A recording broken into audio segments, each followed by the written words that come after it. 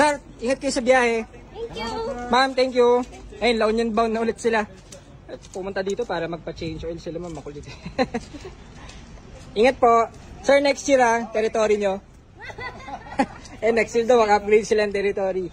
Ayan, so biyaheng La Union na ulit sila. Ayaw na daw nila maggalay. Pa-PMS lang, and yung check up na rin natin. Okay naman, pogi yung ating 2015 nata to na Ford Fiesta. So nakabili sa atin last year.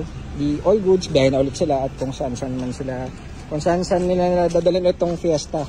And sila sir naman yung last year, yung 2023 pa pala to. Magto 2 years na yung white EcoSport nila.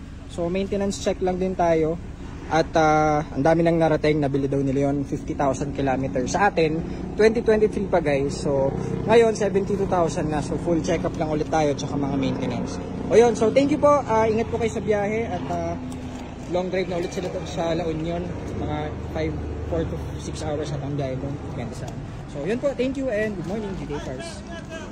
Good morning, dito tayo sa shop. Ayan sila ma'am, galing pang La Union. Sir, hello.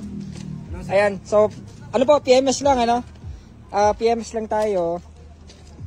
Yung kanilang poging Ford Fiesta. Ayan, so naka-head unit.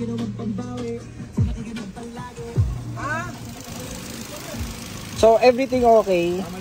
Ma'am, saan na kayo nakarating dito? Yan. Kung saan na. So, galing pa yung La Union kanina. So, nagpa-PMS lang. Tapos, biyahin ulit kayo mamaya?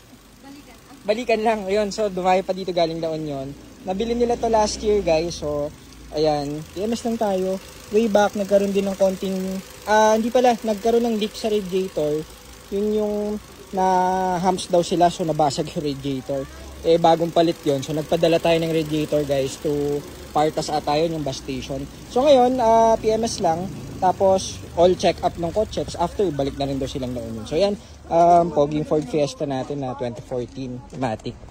So, nakita lang natin. Titanium pala to guys, yung top of the line. So, ayan. So, ayan. Good morning, GTA Cars. Marami tayong for releasing ngayon. At busy day, Monday, at mag-Holy Week next week. So, marami tayong mga nakaschedule for maintenance yan. Mga PMS kasi yung iba babiyahin ng malayo. So, yun muna at later ulit. Thank you. Morning.